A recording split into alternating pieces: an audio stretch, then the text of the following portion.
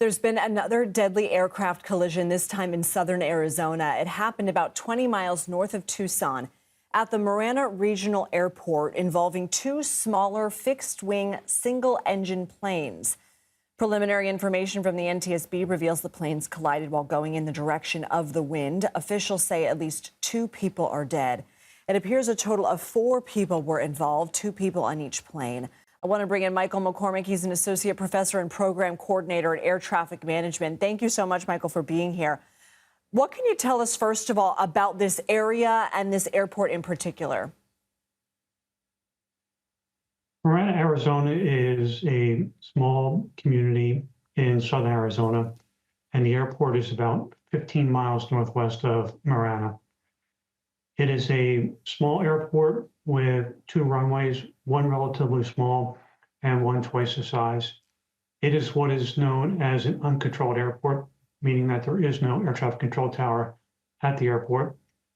But looking back over the safety history of the airport, there has been no reports of any previous collisions at the airport.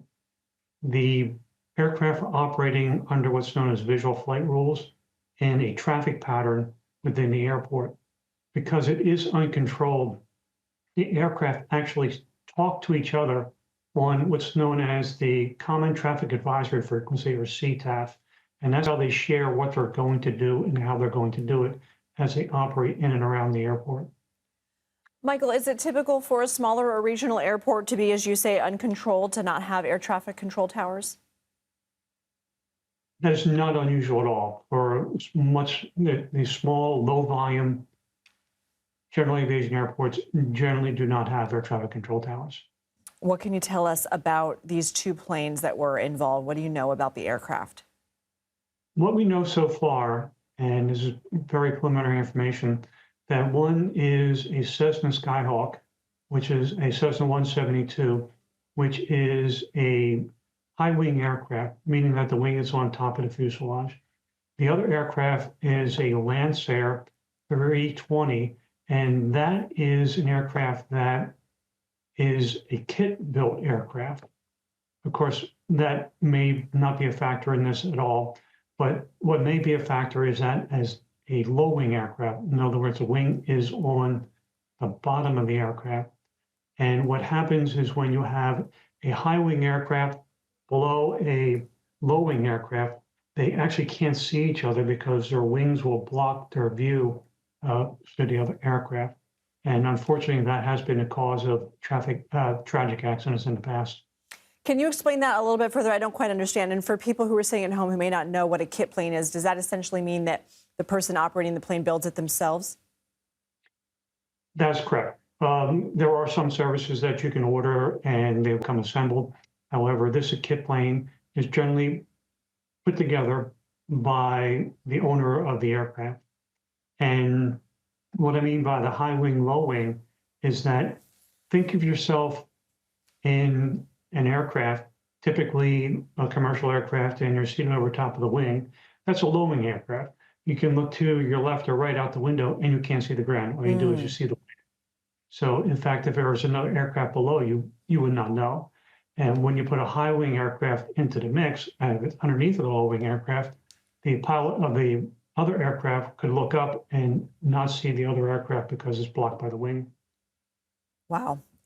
Just an incredible insight that you're giving us. I'm just trying to absorb it. I want to ask you about that preliminary information from the NTSB that I had mentioned, which reveals the planes collided while going in the direction of the wind. Can you help us understand what that means? When an aircraft operates in an uncontrolled airport under visual flight rules, they will fly what's known as a pattern.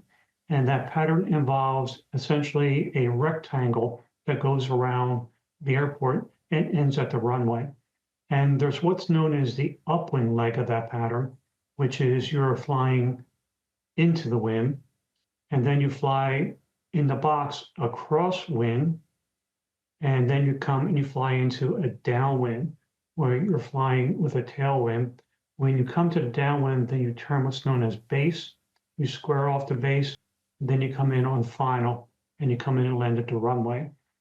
And that pattern is commonly used all throughout airports around the world. You're going to have to forgive me for my ignorance. Does flying in the direction of the wind, as it appears these aircraft were, does that mean downwind or does that mean upwind? Does that mean with the flow of the wind or against the wind? With the flow, against the flow of the wind would be the upwind. Okay. With the flow of the wind would be the downwind. Okay. Thank you, Michael McCormick. Certainly a lot more to figure out on what went wrong here, but we appreciate your expertise.